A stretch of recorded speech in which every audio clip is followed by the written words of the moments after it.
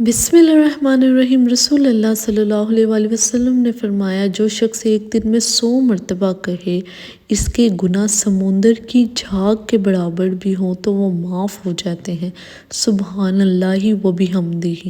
یہ کلمات پڑھنے میں بہت ہی آسان اور قیامت کے دن میزان میں سب سے بھاری ہوں گے۔ یہ اللہ تعالیٰ کے پسندیدہ کلمات ہیں۔ ایک اور حدیث میں آتا ہے کہ آپ صلی اللہ علیہ وآلہ وسلم نے فرمایا، 2 کلمے زبان پر ہلکے پھلکے ہیں لیکن میزان میں انتہائی وزنی اور اللہ تعالیٰ کو از حد محبوب ہیں۔ وہ یہ ہیں، سبحان اللہ و بحمدہ، سبحان اللہ العظیم۔ آپ اندازہ لگا سکتے ہیں اگر آپ وہ کلمات پڑھیں گے جو اللہ تعالیٰ کو بہت پسند ہے تو اللہ آپ کے راستے کس حد تک آسان کر دے گا۔ ہم سے چلتے پھرتے ایسے اتنے گناہ ہو جاتے ہیں۔ آپ سوچیں اگر آپ دن میں 100 دفعہ، صرف کتنا ٹائم لگتا ہے، 5 منٹ بھی نہیں لگتے 100 دفعہ پڑھنے سے۔